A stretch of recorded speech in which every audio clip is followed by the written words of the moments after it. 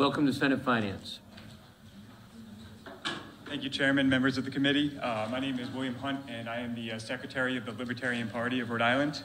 Much has been made about the economic development that will be created of this deal.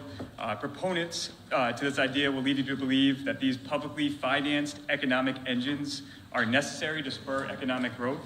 The truth is that these economic engines are old, dirty, inefficient, and fueled with taxpayer dollars. Providence Place Mall opened in 1999, and because of taxpayer-funded stabilization, didn't pay any property taxes for the first 5 years. Last year, they owed only $300,000 compared to the nearly $24 million they would have owed if no tax deal were in place. The mall only generates about $14 million a year in sales tax, and after the $3.5 million in sales tax rebates to the owner, that number is reduced to just over $10 million. Even when you add in $9 million of income tax collected, at best, the mall is costing taxpayers $4.5 million every year in lost property tax revenue.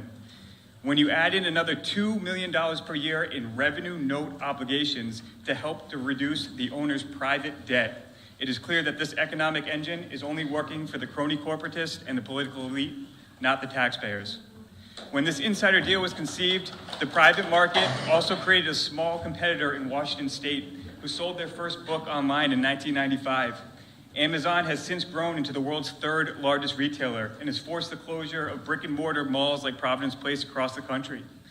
The future of the mall is grim, but taxpayers will continue to subsidize it for another 12 years. Yet here we are today having the same conversation about another business model with an uncertain future, which taxpayers will be on the hook for until 2050. To make these numbers work, proponents are just spreading out the payments as far as possible. When the stadium scheme breaks down in 15 years, taxpayers will be forced to throw even more good money after bad. With the median age of a baseball fan increasing to 57 in 2016, who is to say there will be any appetite for minor league baseball within the next 10 years, let alone 30? Taxpayers of this state have drawn the line with any public funding of this project. While special interests that directly benefit from this corporate welfare have monopolized these hearings, a coalition has grown between groups across the political spectrum that all oppose publicizing risk while privatizing profits. The voice of dissension is the voice of the average Rhode Islanders who are sick of our leaders creating special deals for political insiders while not addressing the basic needs of our state.